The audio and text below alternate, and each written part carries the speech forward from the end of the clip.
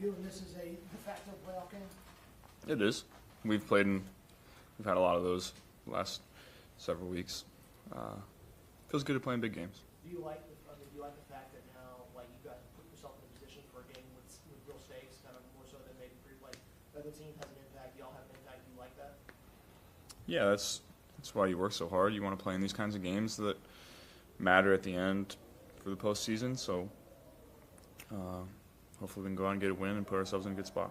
Joe, what's it say about you guys that you played your way into meaningful football when you're kind of out of playing meaningful football for a while? We just won 3 in a row. That's all that it means. We work hard to go out and perform well on Sundays, so it's nice to put together a string of good performances in a row, and hopefully that continues. What's Denver done well defensively to put them in this spot? They do a lot of different things. You can tell that they're well coached. They make it tough on quarterbacks, playing so many different coverages and bringing a lot of different blitzes and doing a bunch of different things. So they got a lot of defense. So you as a quarterback have to prepare that way. Is there any quarterback now through the years where you wanted to emulate their cadence or like the way they did their cadence? Is anybody you took note of that?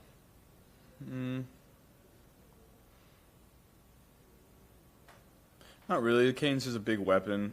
I guess the guy that comes to mind would be Aaron Rodgers. You know, he's been known to get free plays for his whole career, and I think that's something that I'd like to be known by too. I think I've taken a step in that department this year. Do you listen to him? Do you like actually listen to him? No, I don't think you do it that way. But it's not just the quarterback involved. It's everybody.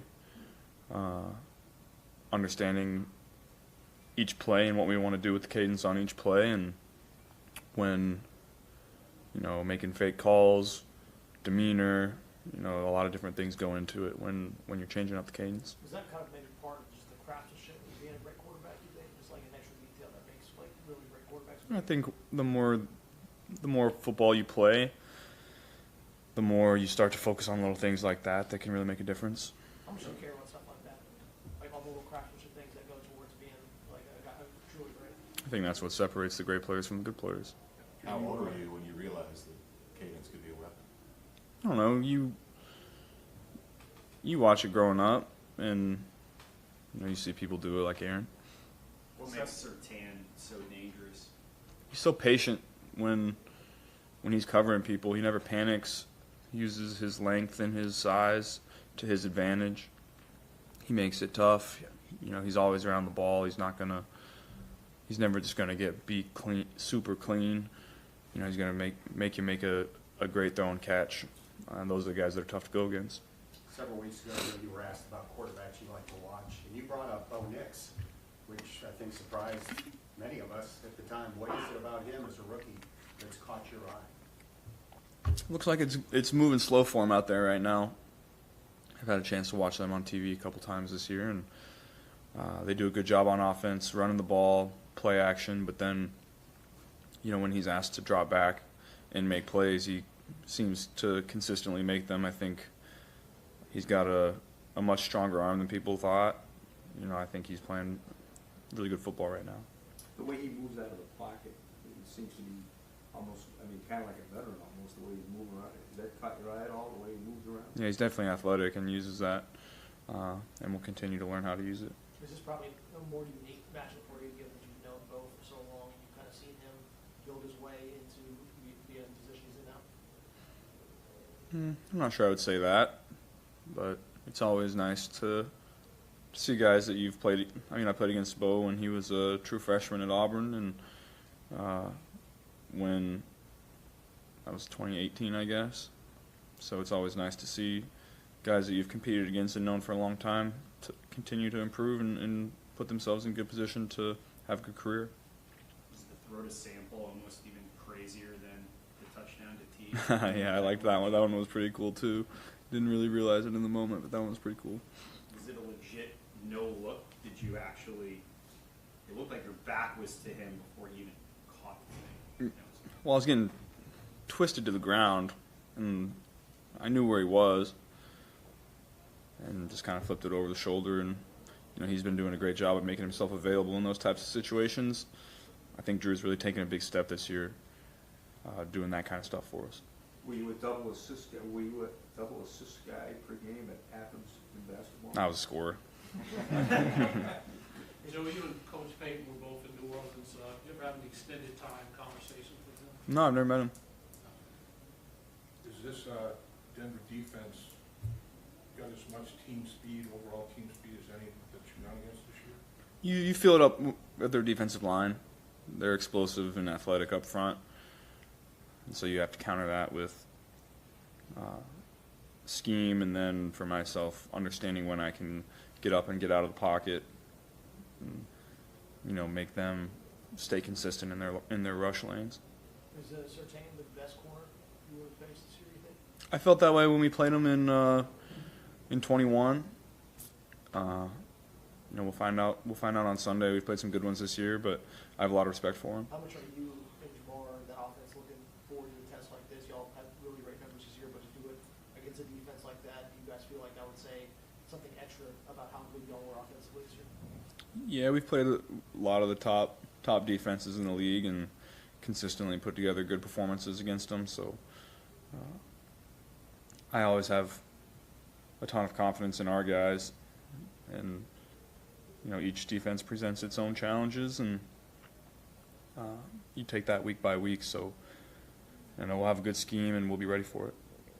The face plant touchdown is something you can't practice.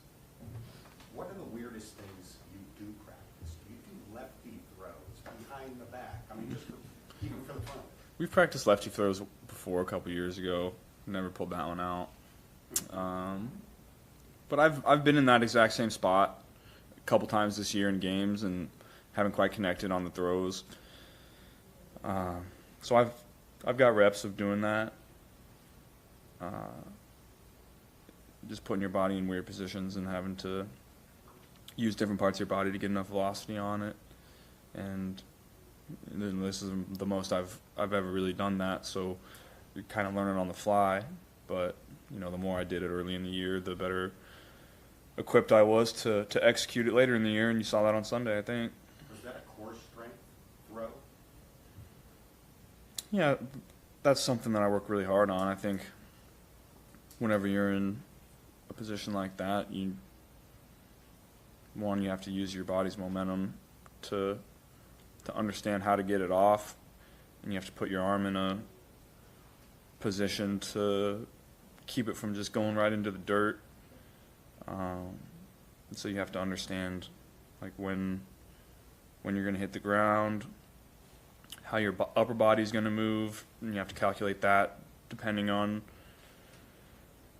where the receiver is. So, like I said, the more that I'm doing that this year, the better I'm going to be at it, because you bank those reps and you understand more and more of those kinds of things. Not just strength, but flexibility. I mean, when you arch your back like you did, keep your eyes down the football field, your workout not only increases your body strength, but flexibility as well. As a 50-50 deal there? Yeah, definitely. I think, I put a lot of work into being strong in all different kinds of body positions in the off season. Me and Dak, we work, because that's how you prevent injury. You put your joints and your body in positions that you're probably going to be in a game when people are on you, or you're falling down, and you try to strengthen in those positions. And as you get stronger in all those kinds of areas, then you can start to make plays like that. Did your quarterback Peters reach out and say, dude, that one was sick? Anything along those lines? No, never got any. That's all right. Which one I'm more proud of, the jump pass or that one? I think the jump pass was. Joe, you made Christmas special for your linemen. Your foundation has made Christmas special for a lot of families here in Cincinnati. What was the most special Christmas for you, if you think back?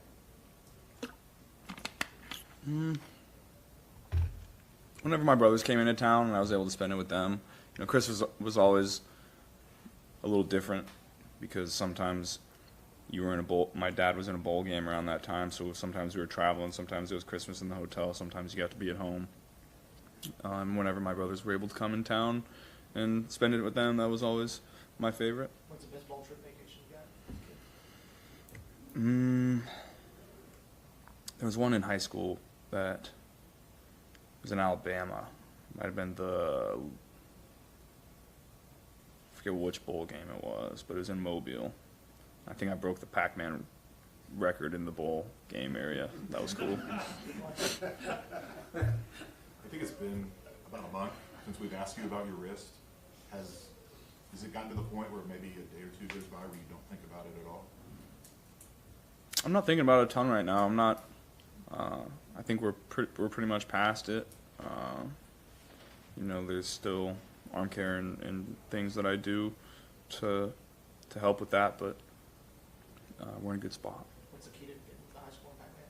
What's your strategy there? Get away from the ghosts, man. How often do teams travel with Jamat? Do they take one guy and just follow him? How often does that happen? It hasn't happened a ton this year. Pittsburgh had a plan.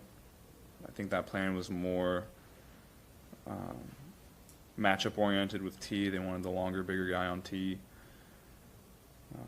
It hasn't happened a ton, I would say. When Pitch was saying the reason you did so good made money pockets and kind of get you guys off, you use that core strength. Is that something you became cognizant of at a certain point?